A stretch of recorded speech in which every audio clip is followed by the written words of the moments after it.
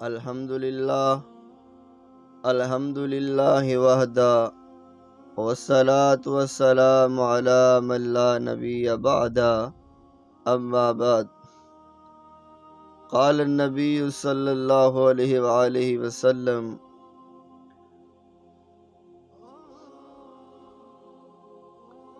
وما خلقت الجن والانس الا لیعبدون صدق اللہ العظیم۔ آقا صلی اللہ علیہ وآلہ وسلم نے فرمایا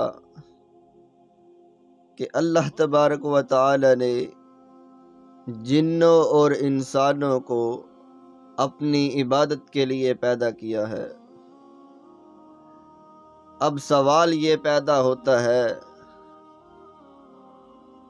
کہ انسان کو عبادت کے لیے کیوں پیدا کیا؟ اس لیے پیدا کیا، اس لیے دنیا میں بھیجا تاکہ وہ واپس میری طرف آئیں اور میں ان کو خوشی خوشی ان کی نیکیوں کے بدلے ان کو ایک اجر عظیم کے طور پر ان کو ایک جنت کا تحفہ عطا کروں۔ باقی ساری مخلوق بھی اللہ تبارک و تعالیٰ کی دن رات تسبیحات، اللہ تبارک و تعالیٰ کا ذکر کرتی ہے، اس کی عبادت کرتی ہے۔ وہ جن ہو، پرندے ہو، وہ چرندے ہو، درندے ہوں، کیڑے مکوڑے ہوں، درخت ہوں، پتے ہوں، ہر قسم کی مخلوق اللہ تبارک و تعالیٰ کی بزرگی، اس کی بڑائی اور اس کی عبادت کرتے ہیں، لیکن خاص اللہ تبارک و تعالیٰ نے صرف جنوں اور انسانوں کو مخاطب فرمایا۔ مخاطب کیوں فرمایا؟ اس لیے کہ ان کو کل قیامت کے دن ان کی نیکیوں کا حساب کر کے ان کو جنت کا تحفہ عطا فرمانا ہے۔ باقی کوئی مخلوق جنت میں نہیں جائے گی، ان کا حساب و کتاب ہو کر ختم ہو جائے گی، لیکن ایک جن اور انسان باقی رہیں گے جن کو اللہ تبارک و تعالی نے جنت کا تحفہ عطا فرمانا ہے، اور ساتھ میں حوریں بھی عطا فرمانی ہے جو جنت میں جنتیوں کے لیے مہمان نوازی کریں گی۔ حضرات، اللہ تبارک و تعالی نے ہمیں آخرت میں کامیاب ہونے کے لیے یہاں دنیا میں ایک پریکٹیکلی ایک کتاب دے کر بھیجا آقا صلی اللہ علیہ وآلہ وسلم کو کہ وہ اس کے مطابق اپنی آخرت کی تیاری کریں اور کل قیامت کے دن کامیاب ہو جائیں۔ اب ہم نے آخرت کی تیاری کیسے کرنی ہے؟ نہ تو ہم دین کی طرف آتے ہیں، نہ ہی ہم مسجدوں میں آتے ہیں، نہ ہی کسی علماء کے پاس جاتے ہیں، نہ دین سیکھتے ہیں۔ آخرت کی تیاری ہم کیسے کریں؟ حضرات، موبائل ہم چلاتے ہیں تو فیس بک چلاتے ہیں، اس کے اوپر بھی ہم نے ایسے فرینڈ کو جوائن کر رکھا ہے جو خود دین سے دور ہیں۔ واٹس ایپ کے گروپ بنائے ہوئے ہیں اور وہ بھی فحاشہ قسم کے اور فنی کلپ کے طور پر ہم نے وہ گروپس بنائے ہیں کہ جن کا کوئی دین کے ساتھ تعلق ہی نہیں ہے۔ اور یوٹیوب کے اوپر بھی ہم ایسی بیہودہ اور نازیبا ویڈیو سرچ کرتے ہیں، دن رات فلمیں دیکھتے ہیں، ڈرامے دیکھتے ہیں، گانے دیکھتے ہیں، ہمیں آخرت کی کوئی فکر ہی نہیں۔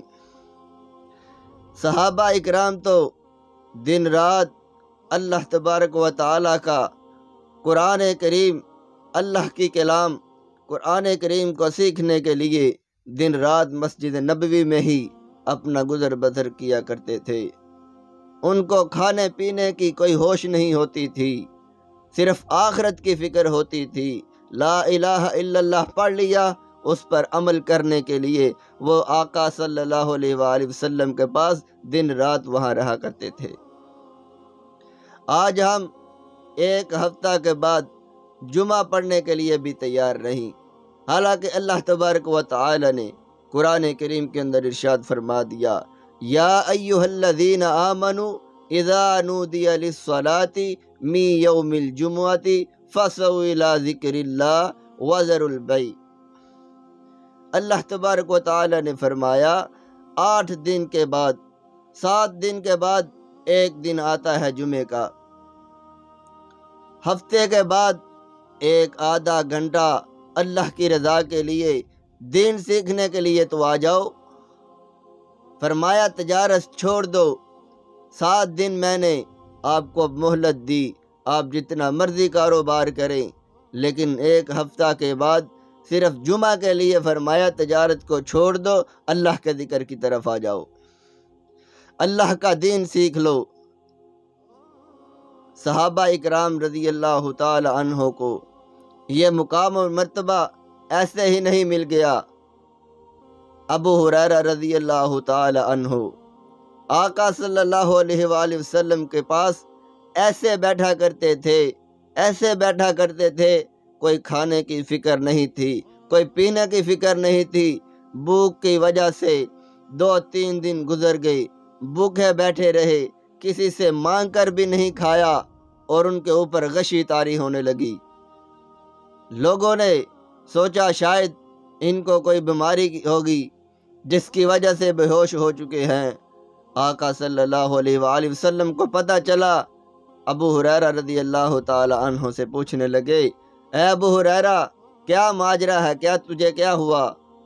تو پھر ابو ہریرہ رضی اللہ تعالی عنہ فرمانے لگے کہ آقا میں اس لیے نہیں تھا اپنے گھر جاتا کہ اگر میں کوئی کھانا کھانے کے لیے، کچھ چیز نوش کرنے کے لیے گھر میں جاتا اور پیچھے سے آپ آقا صلی اللہ علیہ وآلہ وسلم پیچھے سے آپ صحابہ کو کوئی ایسی حدیث بتا دے کہ جس سے میں محروم ہو جاؤں، مجھے اس کا علم ہی نہ ہو۔ اتنے دن کی تڑپ ابو ہریرہ رضی اللہ تعالی عنہ کو کہ بھوک کی وجہ سے غشی طاری ہونے لگی، لیکن اپنے گھر میں کھانا کھانے کے لیے نہیں گئے۔ آج ہمارا کیا حال ہے؟ ہم دین کے ٹھیکیدار تو بنے ہوئے ہیں، کوئی ہمیں بات کر کے جائے کہاں؟ ہم عاشق رسول بھی ہیں، محب رسول بھی ہیں، اہل بیت کے ساتھ محبت بھی کرتے ہیں، عمل ہمارے ایک عام ادنے سے مسلمان کی طرح بھی نہیں۔ اور دین سیکھو گے کیسے؟ ہم آخرت کی تیاری کریں گے کیسے؟ نہ ہم نے علماء کے پاس جانا ہے، نہ ایک ہفتہ کے بعد ہم نے جمعہ ہی ادا کرنا ہے کہ جس سے ہمیں خطبہ سن کر ہی ہمیں کچھ نہ کچھ دین کا پتہ چل جائے۔